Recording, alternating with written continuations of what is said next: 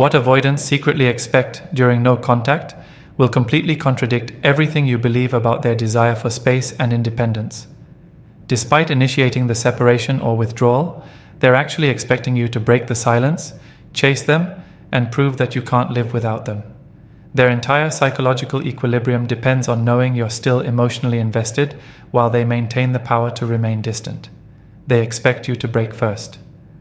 Avoidants initiate no contact or emotional withdrawal, with the secret expectation that you'll eventually crack under the pressure and reach out to them. They're counting on your attachment anxiety to override your self-respect, making you the one who caves and reestablishes contact. This expectation isn't based on missing you. It's based on their need to confirm their psychological power over you.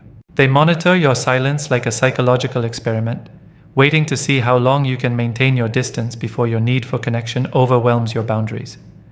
They interpret your continued silence as a temporary challenge rather than genuine disengagement, expecting that eventually your love for them will compel you to break the no contact. Their confidence in your eventual pursuit is based on your past behavior patterns and their understanding of how attachment anxiety works. They know that people who love them deeply struggle with uncertainty and often choose uncomfortable connection over comfortable separation. They expect to remain in control. What surprises most people is that avoidants expect to maintain control over the relationship dynamic even during no contact periods. They assume that while you're suffering from their absence, they'll remain emotionally unaffected and able to dictate the terms of any eventual reconnection. They expect to return when they're ready and find you grateful for their attention rather than angry about their disappearance.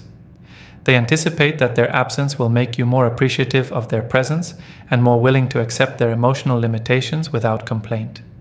Most shockingly, they expect you to understand that their silence doesn't mean the relationship is over, just that they need space on their terms. They assume you'll interpret their withdrawal as temporary rather than potentially permanent, keeping yourself emotionally available for their eventual return. The reality that destroys their expectations. What completely blindsides avoidance is when you don't break no contact and genuinely move forward with your life. When you stop waiting for their return, stop hoping for their change, and start investing your emotional energy elsewhere, their entire psychological framework collapses. Your sustained silence forces them to confront the possibility that you might actually be fine without them, challenging their assumption that they're irreplaceable in your life. When their expected emotional crisis from you never comes, they begin to panic about losing control over the relationship dynamic. The most devastating blow to their expectations is realizing that your silence isn't a game or manipulation tactic. It's genuine disengagement. When they finally reach out and discover you've truly moved on, they're forced to confront that their psychological power over you has completely evaporated.